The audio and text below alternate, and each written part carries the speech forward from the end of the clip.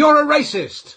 And apparently we all are. According to Black Lives Matter, egged on by the BBC, we can't help it. We were born this way.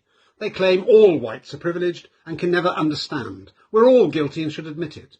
Remember, your right to speak is because of your privilege, so you should shut up. Yes, this is 2020, where a tiny minority is trying to impose a cultural dictatorship on the overwhelming majority. The brutal killing of George Floyd in the US sparked levels of civil unrest not seen in Britain for years. Police brutality is always wrong, but 4,000 miles from Minneapolis, in a country with a very different history from the United States, protesters chose to descend on the cenotaph, our sacred memorial to millions of British heroes who died fighting racism and fascism. One protester scaled the monument and tried to set fire to the Union flag. So let's be clear, this riot wasn't about career criminal, armed robber and drug dealer George Floyd.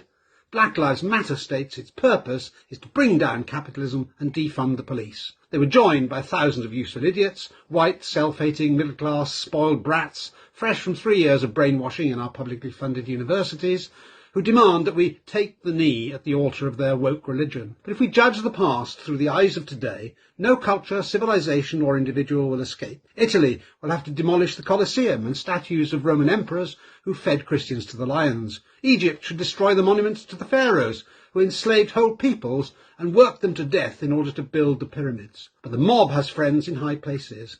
Sadiq Khan has anti-British plans to remove the symbols of our history from London. Government and police have been pathetic.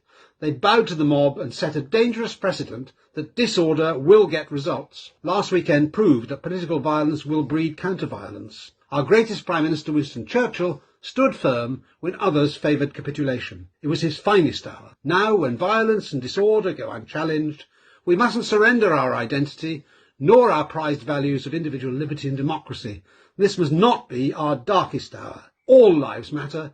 It's racist to imply that black lives matter more. History is a checkerboard with white as well as black squares. The British Empire was fundamentally a force for good in the world. We suppressed the slave trade, for one thing. The empire brought peace and prosperity, statehood, education, infrastructure, enterprise, the rule of law and democracy. We must restore the vandalised statues and glory in our heritage. Rule Britannia!